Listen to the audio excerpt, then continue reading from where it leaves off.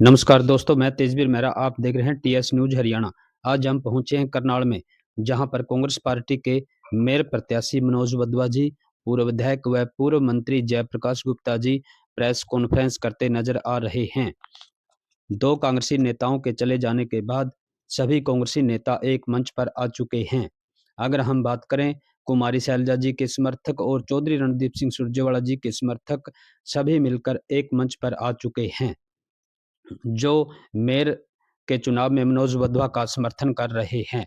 आप सभी दोस्तों से अपील, इस वीडियो को ज़्यादा से ज़्यादा शेयर करें। जितने कांग्रेसी यहाँ बैठे हैं ना, इनमें से कोई शोक खराना तरलोचन सिंह नहीं होना चाहिए। कांग्रेस को कोई हरा नहीं सकता। मैं तो आपके माध्यम से करनाल की जनता से ये जोड़ी पसार के ये कह रहा हूँ कि जिस तरीके के ये कार्रवाइयाँ हो रही हैं, मैं भाई आपके बलबूते पे चुनाव लड़ रहा हूँ और आपने ये जोड़ी भरनी है करनाल की डेवलपमेंट के लिए, आपके शहर की डेवलपमेंट के लिए। मैं आपके माध्यम से जनता से यही अपील मनोज जी है, छोरा कमाल का, मनोज जी छोरा कमाल का, बेटा करनाल का, क्या कुछ कहेंगे सर इस पर? तो जो स्लोगन है ना, स्लोगन तो आपका अपना मनोज भी है, स्लोगन छोरा कमाल का बेटा करनाल का भी है, और स्लोगन धन बल वर्सेस जनबल, भ्रष्टाचार वर्सेस ईमानदारी। मैंने 5 साल के अंदर काम किया है। कोई एक आदमी मेरे ऊपर आरोप लगा दे कि किसी के चाय का कप का भी मैं अगर रवादार हूं तो मैं आज ही राजनीति छोड़ दूं। मनोज जी कोई एक आदमी 2024 भी चेंज किए जाएंगे फोटोज में जिन कार्यकर्ताओं ने पार्टी छोड़ी, वो तो नेचुरली बात है। 2024 का जब चुनाव था, इसी कार्यालय में कार्यकर्ता नई पार्टियों से आ रहे थे और लगातार भीड़ लगी हुई थी। अब वो छोड़कर चले गए हैं। ये तो सभी का मन है कि कोई भी कहीं पर भी जाए। नहीं तो हमने कोई इतराज थोड़ी किया। हमने तो ये कहा है कि डेमोक्रेसी की हत्या जिस तरीके से बयान आए, मतलब आप ये देखिए कि जितने भी जिस तरह से उन्होंने काम किया, आप अपने दिल पे हाथ रख के कह दो अगर वो ठीक है तो कोई बात नहीं। मनोज जी, जगमोहन आनंद ने कहा है कि अगर आपको चुनाव जीतना है तो ये जगह बदलनी होगी। जो भी कार्यालय यहाँ बनता है वो चुनाव हार जाता है। कोई बात नहीं, आपको 12 तारीख को पता लग जाएगा। अरे बाप, ऐसे तो सुनो योगी जी, ऐसे तो यूपी के अंदर जितने भी मंत्री हैं ना, वो कहते हैं नोएडा जाओगे तो चुनाव हार जाओगे। योगी जी नोएडा नहीं गए, यहीं से चुनाव जीतेंगे, क्योंकि करनाल की जनता ने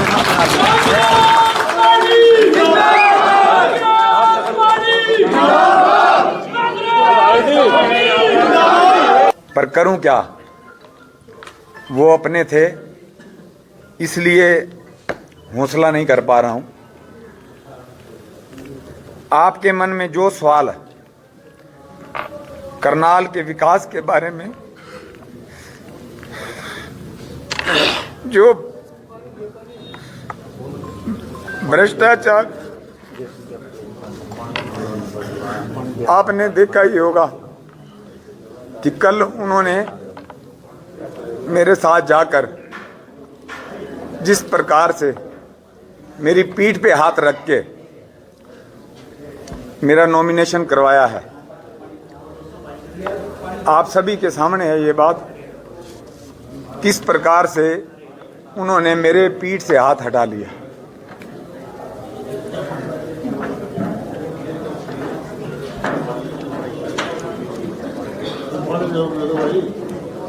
जो भ्रष्टाचार,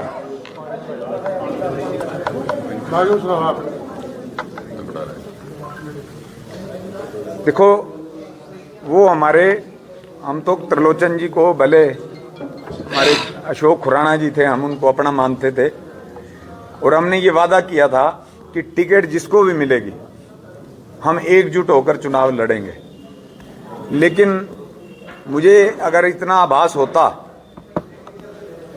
तो मैं पार्टी से शायद ये कह देता कि भी आप टिकट उनको दे दो, लेकिन उन्होंने अपने मन की बात नहीं बताई और वो जिस प्रकार से बीच मझधार में छोड़कर चले गए हैं, देखिए, अपनों के जाने का दुख जरूर होता है, लेकिन आज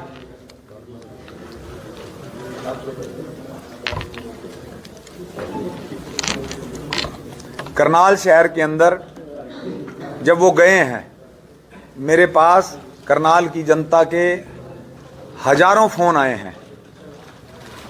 करनाल जो मेरा परिवार है, उनके सभी के उन्होंने एक ही बात कही है मुझे कि मनोज जी, अगर वो चले गए हैं ना, तो आप इस बात की चिंता छोड़ दो कि वो चले गए हैं, इसी में ही भलाई थी, वो चले गए हैं।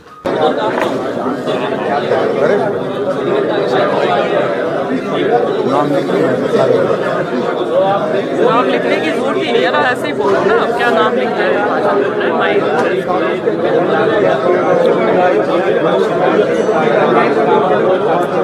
नहीं माइक, नाम किसके लिखने हैं? सीनियर बैठे हैं, सबके नाम तो ले ही देना। ये ज़्यादा हमारे से ज़्यादा कोई मैं को पता है क्या है, जयप्रकाश गुप्ता जी का स्वागत है। हमारे पार्टी कांग्रेस पार्टी के बहुत ही वरिष्ठ पूर्व में मंत्री रहे मेरे पिता समान श्री जयप्रकाश गुप्ता जी, हमारे करनाल की विधायिका श्रीमती सुमिता सिंह जी, हमारे पूर्व विधायक असंध से श्री शमशेर गोगी जी, हमारे पूर्व विधायक श्री इंद्री से श्री राकेश काम्बोज जी, हमारे एमपी चुनाव के समय हमारे प्रत्याशी रहे कांग्रेस पार्टी से भाई दिव्यांशु जी, गुरविंदर कौर जी, रामफल जी, पराग गाबा जी, निश्चय सोही जी, हमारे डॉक्टर साहब चंद्रमणि जी नारंग, यहाँ उपस्थित मेरे सभी पार्टी के गुरविंदर कौर जी एवं उपस्थित सभी वरिष्ठ, यहाँ पर इस पत्रकार वार्ता में आने के लिए और मेरे पत्रकार भाई साथी सभी, मैं आपका यहाँ पर बहुत बहुत स्वागत करता हूँ। जैसा कि आज मैं जानता हूँ कि आज की जो पत्रकार वार्ता है वो बड़े अहम मुद्दों पर है, करनाल के विकास को लेकर है, शहर में जो हजारों करोड़ रुपए का भ्रष्टाचार हुआ है उसको लेकर है। और मैं आप सभी पत्रकार साथियों का यहाँ पहुँचने पर दिल की गहराइयों से बहुत बहुत धन्यवाद करता हूँ, आभार व्यक्त करता हूँ। और मैं यह भी जानता हूँ कि आज जो आपके मन में जो सवाल हैं, और मैं ये भी जानता हूँ कि आज कांग्रेस के जो हमारे पुराने साथी हमारी पार्टी को छोड़कर चले गए हैं, आप इसके बारे में मेरी प्रतिक्रिया जानना चाहते होंगे। उसके बारे में मैं पहले ही आपको मशहूर शायर बशीर बद्र के एक शेर के माध्यम से बता देता हूँ कि कुछ तो मजबूरियाँ रही होंगी, उनकी यूं ही कोई बेवफा नहीं होता। जी तो चाहता है कि सच बोलने का जी का चाहता है, पर करूं क्या, वो अपने थे इसलिए हौसला नहीं कर पा रहा हूं। आपके मन में जो सवाल है करनाल के विकास के बारे में, जो भ्रष्टाचार आपने देखा ही होगा कि कल उन्होंने मेरे साथ जाकर जिस प्रकार से मेरी पीठ पे हाथ रख के मेरा नॉमिनेशन करवाया है, आप सभी के सामने है ये बात, किस प्रकार से उन्होंने मेरे पीठ से हाथ हटा लिया।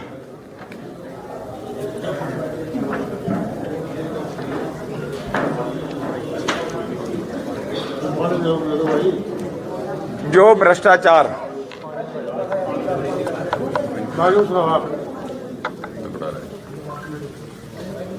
देखो, वो हम तो त्रिलोचन जी को, भले हमारे अशोक खुराना जी थे, हम उनको अपना मानते थे, और हमने ये वादा किया था कि टिकट जिसको भी मिलेगी हम एकजुट होकर चुनाव लड़ेंगे। लेकिन मुझे अगर इतना आभास होता तो मैं पार्टी से शायद ये कह देता कि भी आप टिकट उनको दे दो, लेकिन उन्होंने अपने मन की बात नहीं बताई और वो जिस प्रकार से बीच मैदान में छोड़कर चले गए हैं।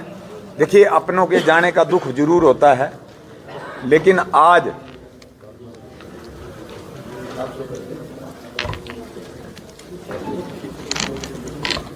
करनाल शहर के अंदर जब वो गए हैं, मेरे पास करनाल की जनता के हजारों फोन आए हैं। करनाल जो मेरा परिवार है, उनके सभी के उन्होंने एक ही बात कही है मुझे कि मनोज जी, अगर वो चले गए हैं ना, तो आप इस बात की चिंता छोड़ दो कि वो चले गए हैं, इसी में ही भलाई थी, वो चले गए हैं। करनाल का एक एक जन आपके लिए, जो हमारी करनाल की सरकार बननी है, उसके लिए हम एक एक जन पूर जोर से हम चुनाव लड़ने का काम करेंगे।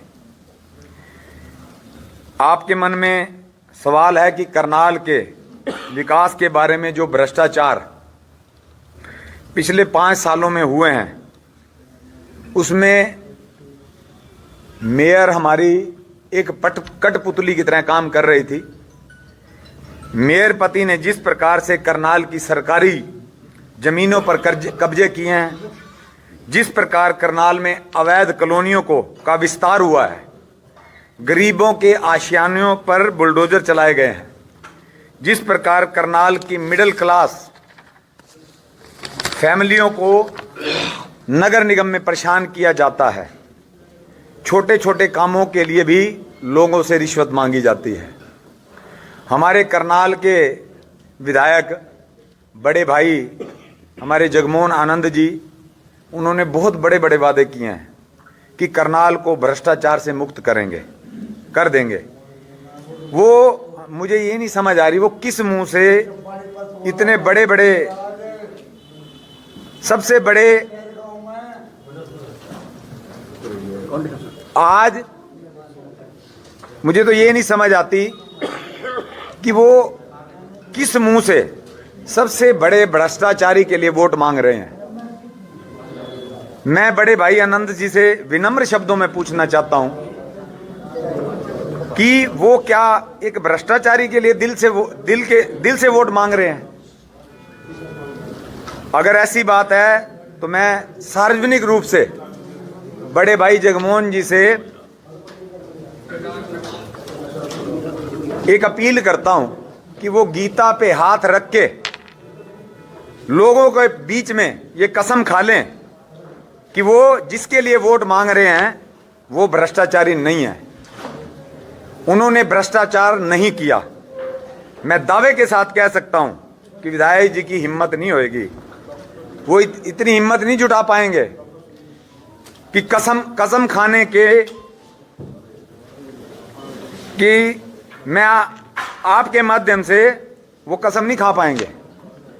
मैं आपके माध्यम से करनाल की जनता से अपील करना चाहता हूं कि आप अब की बार, आपके पास बड़ा सुनहरा मौका है इन भ्रष्टाचारियों से छुटकारा पाने का। मेरे पति का सपना है मनी मनी, और आपका, मेरा और हम सब का सपना है ग्रीन करनाल, क्लीन करनाल। इस सपने को पूरा करने के लिए हम सबको मिलकर मेहनत करनी पड़ेगी और अपने खूबसूरत करनाल को, जो आज इन भ्रष्टाचारियों के कारण त्राही माम कर रहा है, सड़क में खड्डे हैं या खड्डों में सड़क, शहर में ये तकरीबन रेड लाइटों से जो जाम की समस्या है, हम उसको दूर करने का काम करेंगे। करनाल को एक विश्व स्तरीय पेरिस की तर्ज पर सुंदर बनाने का काम करेंगे। मेरा सपना करनाल का इतना विकास करने का है कि करनाल विश्व के नक्शे पर अपनी चमक दिखाए। इसका ताज़ा उदाहरण सन 2013 से लेके 2018 के बीच में जब मैं डिप्टी मेयर था, तब भी हमने रेणु बालाजी को अपनी मेयर सभी पार्षदों के माध्यम से बनाया था। उस समय भी वो एक कठपुतली की तरह ही थी, क्योंकि जितने भी हाउस के अंदर एजेंडे पास हुए वो आप सभी को ऑन रिकॉर्ड है, आप सभी को मालूम होना चाहिए। भले ओपन एयर जिम हो, जो कि आज एक पूरे हरियाणा की बात नहीं कर रहा हूं, मैं पूरे हिंदुस्तान की बात कर रहा हूं कि वो प्रोजेक्ट मैंने हाउस की मीटिंग के अंदर रखा और आज वो प्रोजेक्ट हरियाणा प्रदेश के क्या हिंदुस्तान के गांव से लेके मेट्रोपॉलिटन सिटी तक में वो प्रोजेक्ट लगाए गए हैं। भले वाईफाई का प्रोजेक्ट हो, भले टाइल वाली सड़कें बनाने का प्रोजेक्ट हो, भले हुड्डा के जितने भी सेक्टर्स वो HSVP के अंडर थे, उनमें विकास नहीं हो पा रहा था। उनका ये कहना था कि हमारा डिपार्टमेंट 10,000 करोड़ के कर्जे में है, इसलिए हम विकास नहीं कर पा रहे हैं, पैसा नहीं है। उन सेक्टर्स को नगर निगम के अधीन करवाने का एजेंडा भी मैंने हाउस की मीटिंग के अंदर रखा था। तो आज हरियाणा प्रदेश के सभी सेक्टर्स निगम की राशि के माध्यम से विकसित हुए हैं। उसके बाद बहुत सारे ऐसे काम थे जो हमने करवाने का काम किया। आज एक विजन था उस समय, और अब भी करनाल को लेकर मेरा बहुत बड़ा विजन है, और उसका हम मैनिफेस्टो भी जल्दी ही हमारी पार्टी वो मैनिफेस्टो जारी करेगी। उसमें भी आपको करनाल में कितना बड़ा विकास होने जा रहा है, अगर करनाल की जनता हमें मेयर पद में मुझे बिठाती है, तो उसमें भी ऐसे ऐसे प्रोजेक्ट होंगे, विश्व स्तरीय प्रोजेक्ट होंगे जो हिंदुस्तान में अभी तक नहीं है। मैं इतना ही आज आपके बीच में अपनी बात रखना चाहता था। आप यहाँ पर इतनी भारी तादाद में आए, और आप ये देख लें, भले हमारे 2-4 साथी चले गए हैं, लेकिन आज पूरी कांग्रेस पार्टी, आप एक हमारे जो बड़े नेता यहाँ बैठे हैं, वरिष्ठ सभी पदाधिकारीगण यहाँ पे हैं, एकजुट होकर, इससे ये पता आपको शहर में पता लग जाएगा कि हम एकजुट होकर चुनाव लड़ने जा रहे हैं। और निश्चित तौर पे करनाल की सरकार वो कांग्रेस पार्टी की सरकार होगी। निश्चित तौर पे करनाल का विकास अब कोई रोक नहीं पाएगा। आप सभी यहाँ आए, मैं दिल की गहराइयों से बड़े विनम्र होकर आपका बहुत बहुत स्वागत, बहुत बहुत आभार व्यक्त करता हूँ। बहुत बहुत धन्यवाद। भाई मनोज वधवा जिंदाबाद। अगर आप पत्रकार मेरे भाई कुछ भी क्वेश्चन करना चाहें, कुछ पूछना चाहें। आज काफी गंभीर आरोप लगाए गए हैं, पूर्व विधायक जी पे भी लगाए गए हैं, कुछ कहना चाहेंगे आप? विधायक जी के ऊपर क्या आरोप लगाया मैंने? विधायक जी ने आज एक स्टेटमेंट दी है। विधायक जी ने आज एक स्टेटमेंट दी है। जिन लोगों ने पार्टी ज्वाइन की है वो तो हमारे पिछले चुनाव में भी हमारे साथ थे। उन्होंने उनकी पोल आज अपने आप ही खोली है। देखो, मेरे तो वो बड़े आदरणीय हैं, मेरे बड़े हैं वो, इसलिए मैं उनके खिलाफ कोई भी ऐसा शब्द या कोई भी ऐसी भाषा का प्रयोग नहीं करूंगा जो मेरे व्यक्तित्व के खिलाफ हो। तो मनोज जी, 2018 में जब चुनाव, आप भी इन भ्रष्टाचारियों के हिस्से में रहे, क्योंकि सीनियर डिप्टी मेयर का पद जो है आपने भी लिया था निगम में। बिल्कुल लिया था, लेकिन उस समय जो बागडोर थी वो मैक्सिमम जितने भी कार्य करवाए गए उसमें एमसीओ के माध्यम से वो मैडम बने थे, इसलिए वो भ्रष्टाचार उस समय उस लेवल पे, उस स्तर पे नहीं कर पाई, क्योंकि हमारी एक सोच थी कि हमने करनाल को विकसित बनाना है। आप खुद बता दो, आज से 5 साल पहले करनाल हमारा स्वच्छता में दूसरे या तीसरे नंबर पे आया था और आज 115वें नंबर पे है। पिछले 5 साल के अंदर लगातार उसका स्तर गिरा है। अगर मैं कोई गलत बात कह रहा हूं तो आप बताओ। तो आपने भी इस भ्रष्टाचारी पार्टी का आप भी हिस्सा बन गए थे, आपने भी ज्वाइन, ये आप कह रहे भ्रष्टाचारी पार्टी है, निगम है, उसका हिस्सा भी आप बने, आपने भी भ्रष्टाचार निगम में मैं कह रहा हूं, भ्रष्टाचार जो निगम के कुर्सी के ऊपर बैठे थे, मैंने भ्रष्टाचार का आरोप उनके ऊपर लगाया है, ठीक है ना। मनोज जी, अगर बात करें तो जैसे आप पार्टी को भ्रष्टाचार पार्टी कह रहे हैं बीजेपी को, तो ऐसे ही सरदार त्रिलोचन सिंह भी बीजेपी पार्टी को भ्रष्टाचारी पार्टी कहते रहे हैं और आज वह बीजेपी में शामिल हो चुके हैं, क्या कारण मानते हैं? देखिए, अब ये तो देखो आप उनसे ही पूछे तो ज़्यादा बेहतर तरीके से बताएंगे। मैंने आपको बताया कि कुछ तो मजबूरियां रही होंगी उनकी, वरना यूं ही कोई बेवफा नहीं होता। चुनाव भी देखिए, आज के बाद जो चुनाव है वो हमारा पार्टी शीर्ष नेतृत्व के साथ करनाल की जनता लड़ने जा रही है। Thank you. मनोज जी, कार्यकर्ता है अरविंद नीतूमान का कहना है कि बिल्कुल, उन्होंने, बड़े नेताओं ने हमें बोल दिया है, जिस भी नेता की आपको प्रचार की जरूरत है, जिस भी नेता ने आपको प्रचार के लिए आपको आवश्यकता है, आप उनको बुलाएं, निश्चित तौर पे वो आएंगे। मनोज जी, नीतूमान है अरविंद नीतूमान, उनका कहना है कि उनको मान सम्मान नहीं मिला, उन्हें तो कोई पद चाहिए नहीं था, आप उन तक पहुंचे ही नहीं, इसलिए गए वो पार्टी से। लगभग मेरे वो नीतू भाई बहुत ही आदरणीय हैं, मेरे बड़े भाई हैं, और काफ़ी साल वो पार्टी में रहे हैं, तो मुझे आज 25-30 साल बाद उनको अगर मान सम्मान नहीं मिला तो ये तो वही बता सकते हैं। उन्होंने कहा तो कि मेरे टिकट मिलने के बाद मेरे से संपर्क ही नहीं किया गया, ना हमें विश्वास में लिया गया इस चीज के लिए।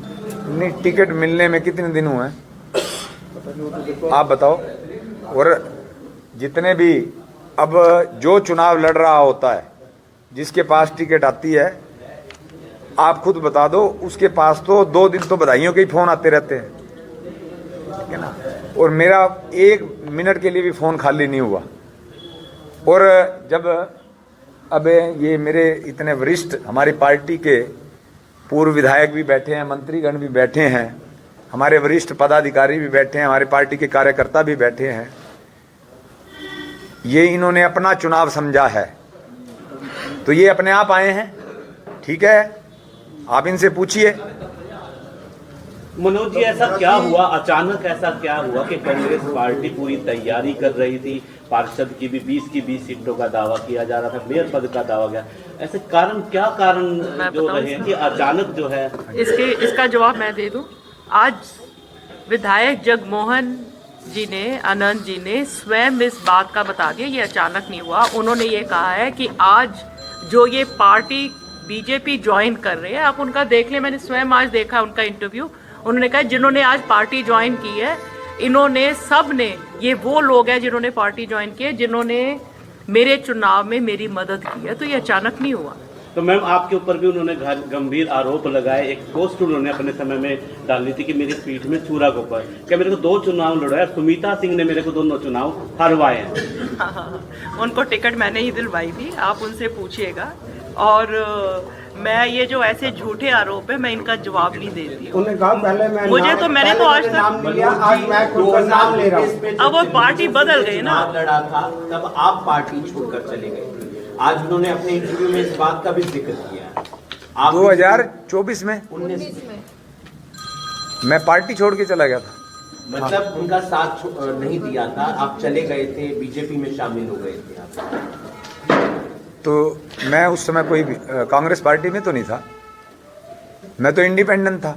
जन समर्थन की बात की उन्होंने, जन समर्थन आपको भाजपा के खिलाफ मिला था, लेकिन आप उसी भाजपा के साथ चले गए, ऐसा उन्होंने कहा।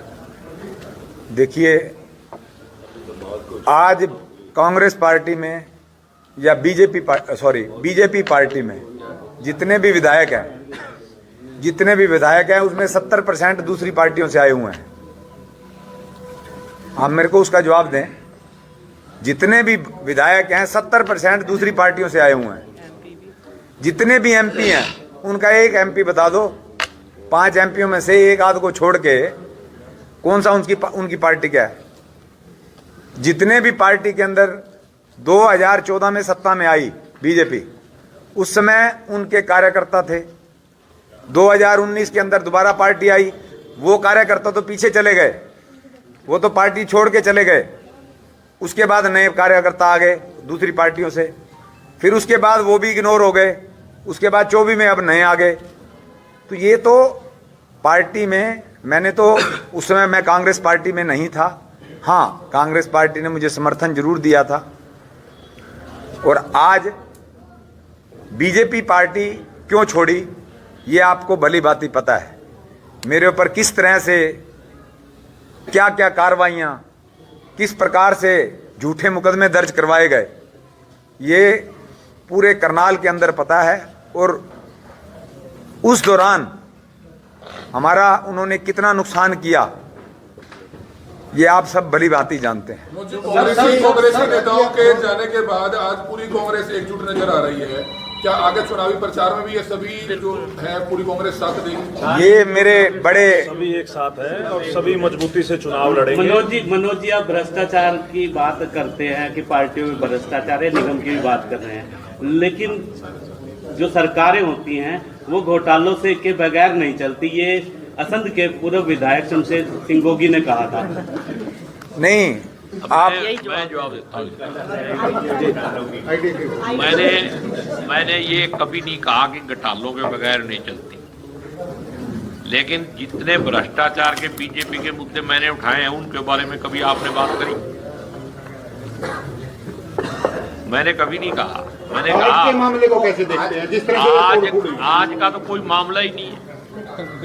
अरे समुद्र में से कोई चिड़िया चोंच भर के ले जाएगी, चिड़िया प्यासी है, उसको तकलीफ है, उसकी जान बच गई। बीजेपी रोती हुई है जो कांग्रेस के लोगों को तोड़ रही है।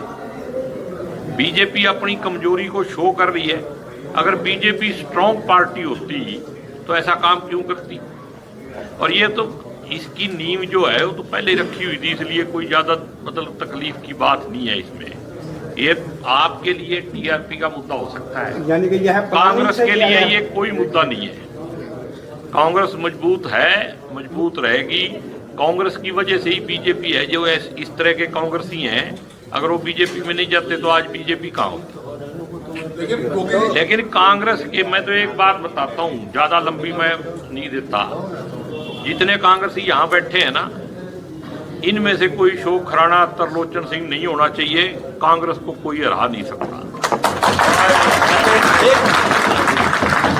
मैं तो आपके माध्यम से करनाल की जनता से ये झोली पसार के ये कह रहा हूँ कि जिस तरीके के ये कार्रवाइयाँ हो रही हैं, मैं भाई आपके बलबूते पे चुनाव लड़ रहा हूँ और आपने ये झोली भरनी है करनाल की डेवलपमेंट के लिए, आपके शहर की डेवलपमेंट के लिए।